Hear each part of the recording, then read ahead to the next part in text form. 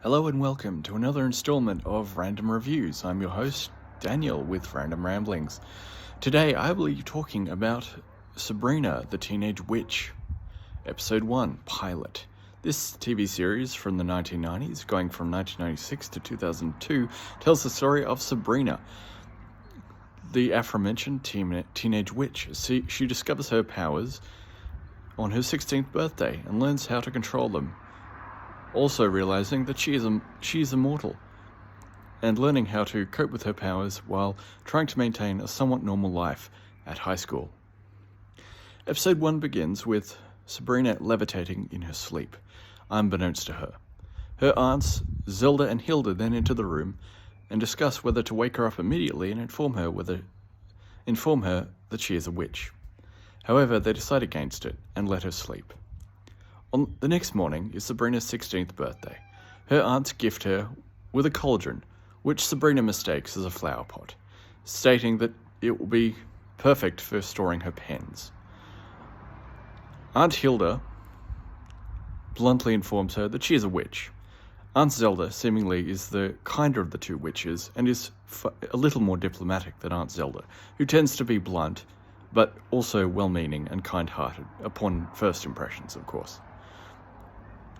Sabrina is happy that her aunts tell her she's a witch, not believing them, of course, as she is incredibly nervous about attending her first day of high school, as well as it being her 16th birthday, and promptly tells Salem, her cat, that her aunts mean well, although they are very weird.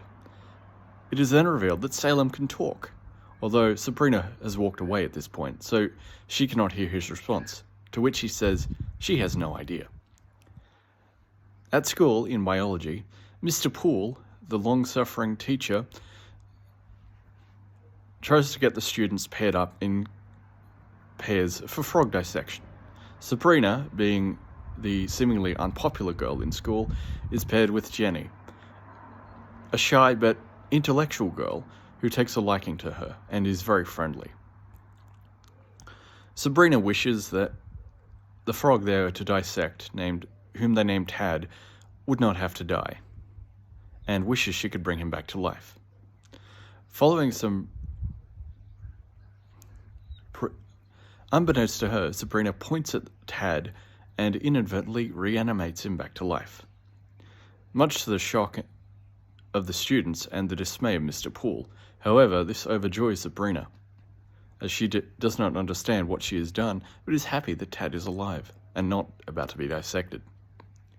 Later, Sabrina enters the bathroom, which is occupied at that time by the popular girls, and is confronted by Libby, the most popular girl in school, and is immediately deemed an outcast and told not to use the bathroom again, and advised to enter the bathroom reserved only for freaks.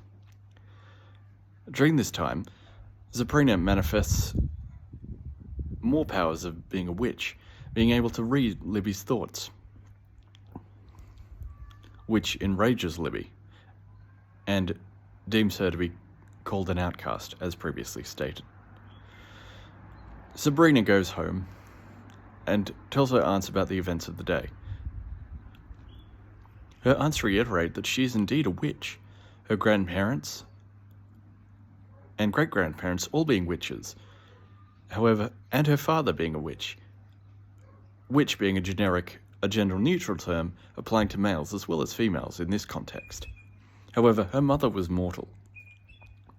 Her aunts, being 600 years old, are also witches, and, coincidentally, part of the Teachers' Union, which we learn a little more about later in this episode.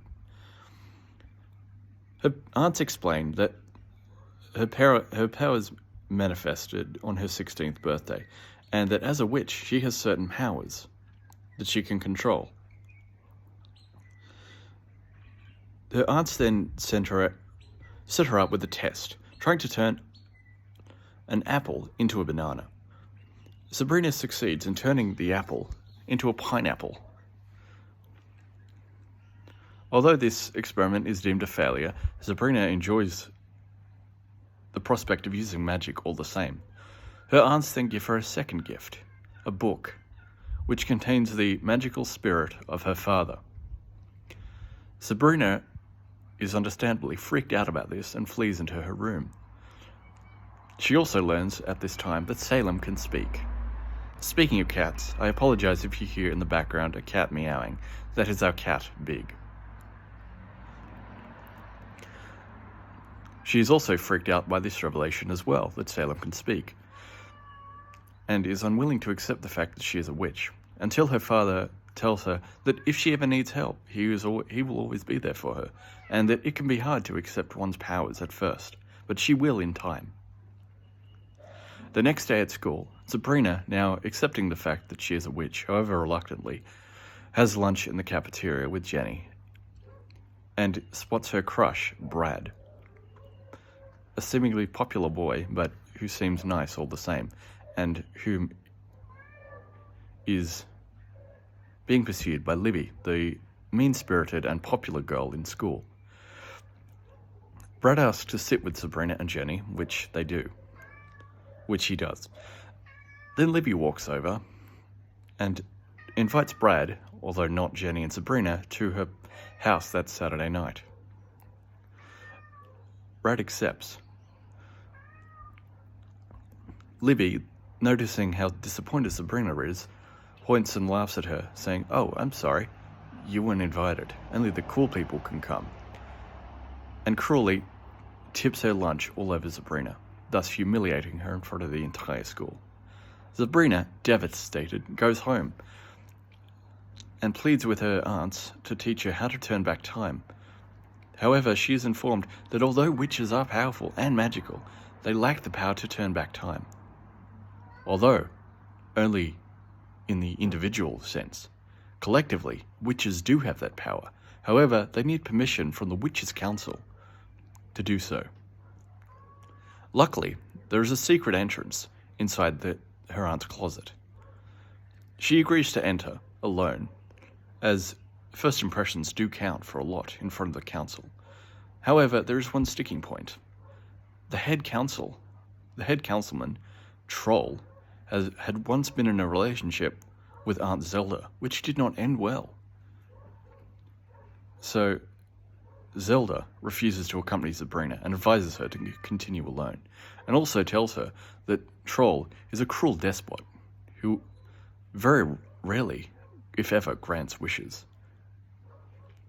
Undeterred, however, Sabrina enters into the Witches' Council chamber and explains that she needs to turn back time because she got bullied at school and was humiliated. Troll, true to Zelda's words, is indeed a cruel despot who laughs maniacally at her and refuses to help, but does take her request all the same. Sabrina anxiously waits in her bedroom for the results. Meanwhile, it is also revealed by Salem, the talking cat, that the council is very powerful, and that he was once human but was transformed into a cat upon the revelation that he tried to once take over the world and rule as a benevolent dictator. His words, of course. The results finally come in, and it is revealed that Sabrina's request has indeed been denied. This devastates Sabrina, who looks to her aunts for solace and comfort. Aunt Hilda advises her to toughen up, that sometimes bad things happen in life, and in order to overcome them, you must accept them for what they are and move on. This, naturally, doesn't sit well with Sabrina, who stalks off to her room unimpressed. Stalks off to school unimpressed, as this is the next morning. Aunt Zelda states that she feels bad for Sabrina and wishes she could do something about it to help her. Aunt Hilda points out that there is a way, if Aunt Zelda would only speak to Troll, and advises her to toughen up as well. Aunt Zelda naturally is not happy about this. However, she agrees to talk to Troll herself and straighten things out, which she does. See, children? Adults have to follow their own advice too.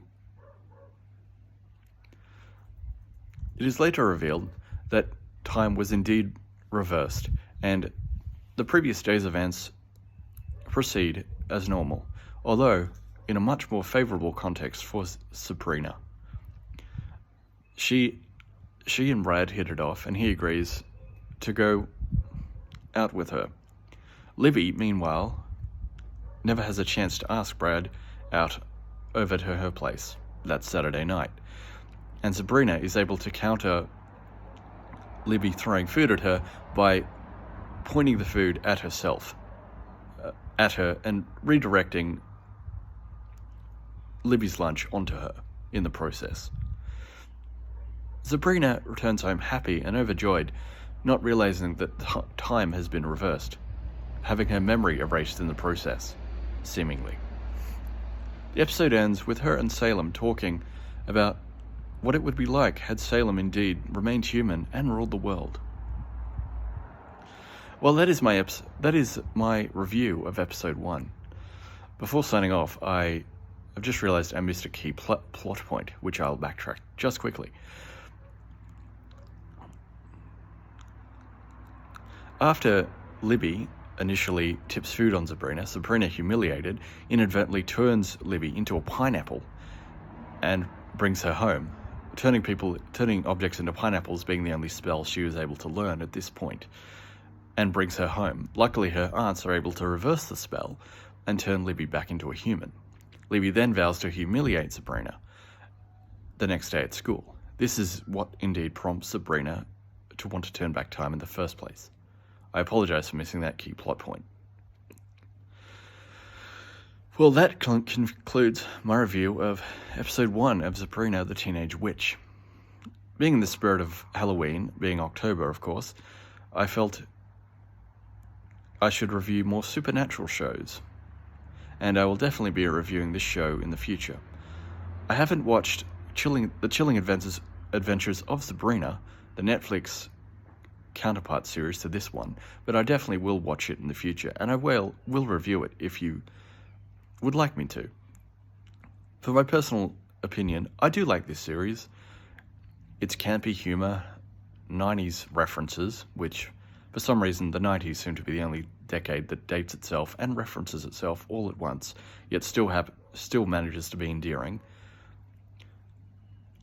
And the idea that a pretty and nice girl who may not be, quote, popular is still decent, and just because you're popular doesn't automatically make you nice.